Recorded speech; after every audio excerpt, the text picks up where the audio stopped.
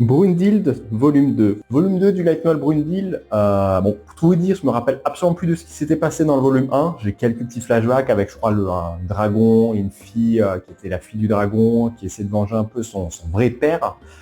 Mais l'avantage avec ce tome 2, c'est que c'est un préquel, il se passe 100 ans avant, donc on découvre de nouveaux personnages et une nouvelle histoire. Et franchement, j'ai vraiment été happé durant toute ma lecture. On va suivre du coup un peu Brundille, qui est une descendante aussi de un peu prêtresse et qui peut parler avec un dragon, le dragon qui protège un peu sa cité qui est un peu enfermée dans une sorte de tradition. Ils doivent ramener des sacrifices au dragon tous les mois, je crois 7 sacrifices, pour maintenir une barrière magique et empêcher des dragons noirs d'attaquer la ville et tout ça. Mais nos personnages vont se poser un peu quelques questions, notamment Brundille. On va avoir d'autres persos aussi que je vous présente un peu ici. Donc il y a Sigurd, il y a Fafnir et comment il s'appelle, Seven, ouais, Sven. Il va avoir une grande importance dans ce récit, dans tout ce tome.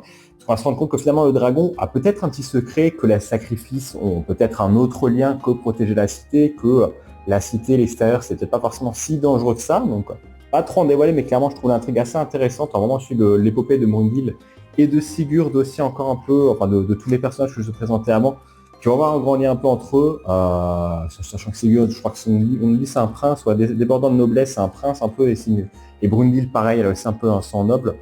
Et ouais, je veux pas forcément trop en dévoiler, j'avoue, parce que ça serait dommage, vu les péripéties un peu qui se passent, mais clairement je vous le conseille. On a des éléments assez imprévisibles, des trucs assez forts, des personnages assez forts. Fafnir ou Sven aussi qui ont certaine prestance et un certain pouvoir, et je ne m'attendais pas non plus que ces personnages qui étaient présentés un peu tout au début comme limite secondaire allaient avoir une si grande importance, mais clairement j'ai bien apprécié.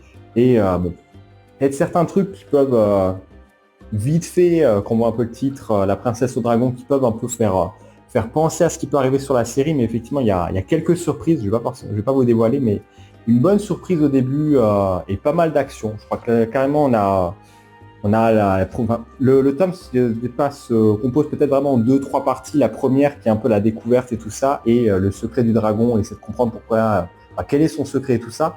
Une autre partie qui est ce qui se passe un peu après, une fois qu'ils ont découvert le secret, qui est, je crois, quasiment les premiers qui terminent avec aux 2 tiers ou la moitié du tome, et qui est tout aussi passionnante, parce qu'on va découvrir qu'en fait, il y a une petite conspiration qui se fait peut-être un peu au fond. Et les personnages vont essayer de survivre un petit peu à ça, mais ouais, clairement, je recommande Brundille. Je lirai la suite. D'après ce que j'ai compris, je crois que le volume 3, c'est pareil. Alors, c'est peut-être encore un préquel qui se passe avant, qui se passe juste après celui-là. Mais en tout cas, ouais, c'est vraiment un très bon truc et je suis content de continuer et d'avoir découvert la série. Et toi, t'en penses quoi?